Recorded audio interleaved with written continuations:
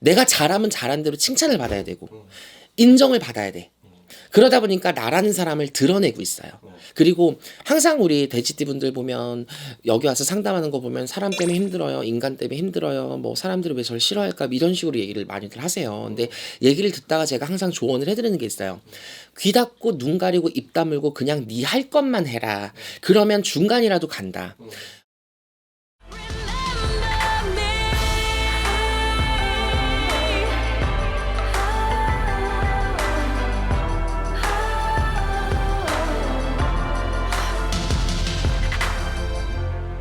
Remember me.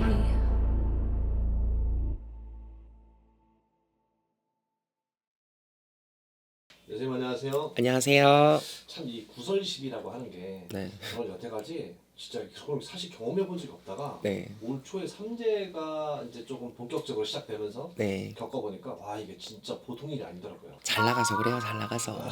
유명하면 꼭 구설시비가 따라든다잖아. 이 구설시비라는 게 결국은 인간 새치 혀 끝에서 나오는 말이다 보니까 사람 상대하는 게 제일 힘들어요. 그죠? 이런 구설시비 정말 사람을 정신병을 만들 수도 있고 정말 미쳐버리게 만들 수 있을 만한 이 구설시비, 물론 좋게 생각하면 내가 잘나서 그래 이렇게 긍정적으로 생각하고 넘어갈 수 있지만 그런 것들이 반복되다 보면 우리도 사람인지라 굉장히 정신적으로 피폐해지고 힘들잖아요. 그런 것 때문에 정말 우울증이다, 공황장애다, 정신적인 질환을 앓고 있는 분들도 굉장히 많았습니다. 이런 구설 시비를 가장 많이 사는 띠들이 있습니다. 그 띠를 바로 베스트 5 제가 모아왔어요. 첫 번째는 토끼띠입니다. 천성이 그래서 그런진 몰라도 거절을 잘 못해요. 물론 화가 나면 눈이 뒤집히고 무서울 수 있지만 토끼띠들의 그 예감과 직성, 굉장히 예민한 성격을 가지고 있는 우리 토끼띠 분들이 우유부단하다고 하죠. 두 번째, 호랑이띠예요. 자, 범띠죠. 범띠 분들은 좀 많이 격하게 공감하실 수 있는데요. 어딜 가나 구설 시비는 물론이고 시기 질투를 많이 사고 있습니다.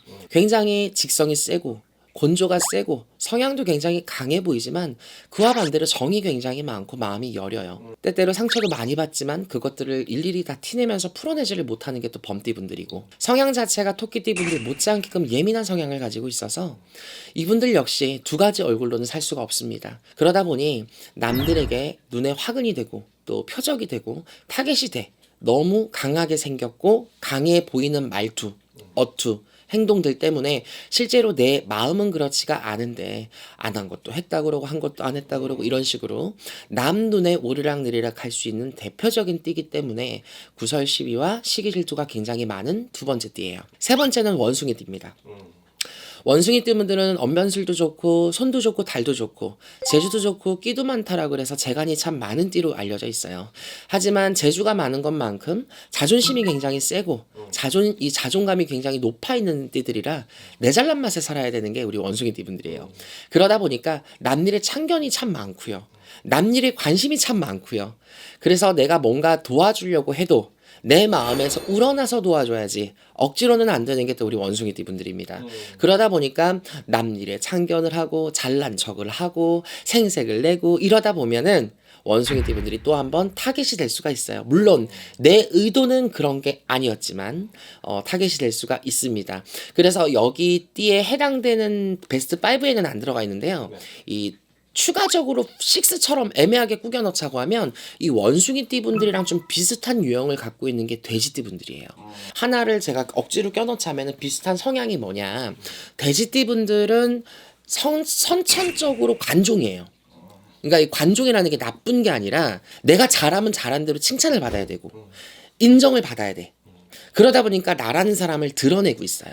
그리고 항상 우리 돼지띠 분들 보면 여기 와서 상담하는 거 보면 사람 때문에 힘들어요. 인간 때문에 힘들어요. 뭐 사람들이 왜 저를 싫어할까 이런 식으로 얘기를 많이들 하세요. 근데 얘기를 듣다가 제가 항상 조언을 해드리는 게 있어요.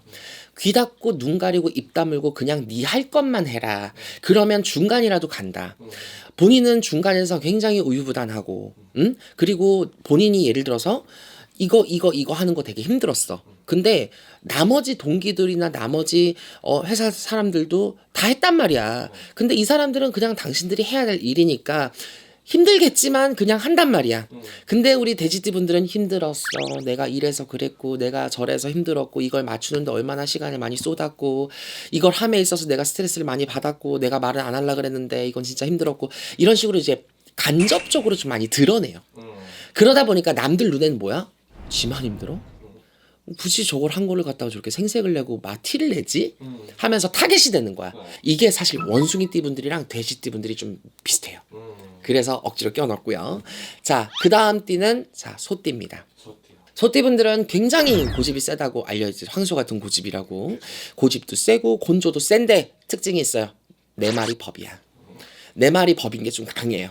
그러다 보니까 사람들 안에 섞여도 이 고집, 곤조, 아집, 내 말이 법이다. 이런 좀 강인한 성격이 오히려 호랑이띠나 재주 많은 원숭이띠들보다도 더 독보적으로 보일 수가 있어요.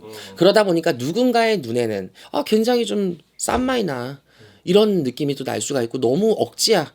이런 생각이 또 들 수 있어요. 나머지 하나의 띠는 바로 용띠예요.